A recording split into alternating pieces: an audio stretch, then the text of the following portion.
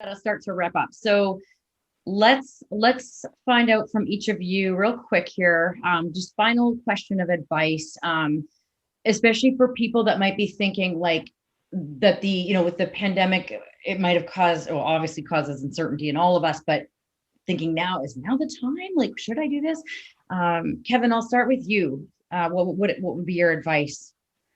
My advice would be to focus first on something that you're passionate about or that is meaningful to you, like that you find rewarding, and then look to see how much money there is to be made in that industry. Right? Because as a business owner, this is going to be your life. It's going to consume, your life, and be, sometimes your number one priority for a long time. Yeah. So if it's not something you enjoy, it's not something you're passionate about, then you're not going to be happy.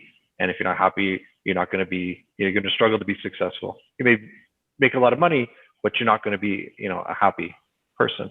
You can make a little less money maybe, and do something that is rewarding and that you're passionate about. You'd be much better off. Love it. So good. Okay, Kindell and Josh, your last piece of advice. I think I like the idea of putting your faith in the process. There's so many processes that have been done before you that are made to be put in place to make you successful. Everything from finding a location to, opening your stores on the first day.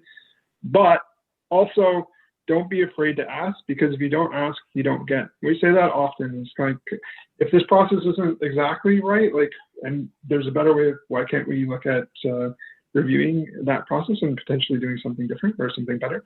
So I like this idea of improving processes as you move forward throughout your journey, your franchising journey, because in 6 months from now, something might be different. You might be, like Jeremy, going into enterprise view of things, and that's going to take you from being in the business to being outside the business more and more. So there's a lot of lessons to be learned, and it's been exciting to learn over the last year.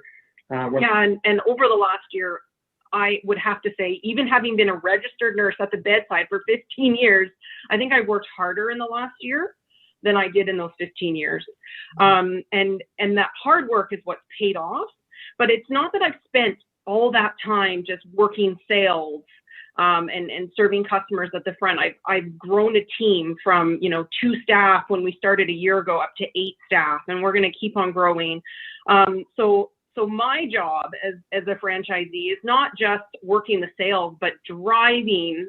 I don't physically drive them into the store, but I would if I had a bus big enough. I'd pick all those customers, but driving those customers in the store. So constantly working behind the scenes, and I'll have a day where it's like, that was a little quiet today. What did I post on Facebook? What can I do tomorrow to engage my community and get them coming in the door? So it's as Kevin said, there's no days off. Like you're completely immersed once you get started.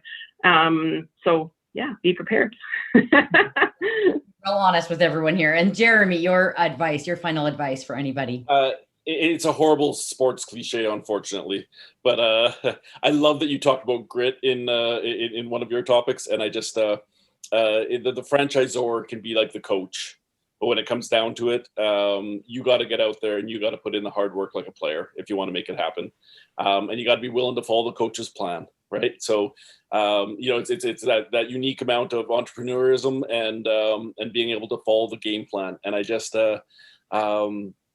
be prepared for that, right? Like just be prepared to really hit the ground running, have that grit, understand that they have great systems out there, but if you're not the one working for it, it's not going to happen for you. So in the end, you're the one that's in the trenches, and you got to make it happen. So pick the right coach, pick the right systems, and then work your little tail off.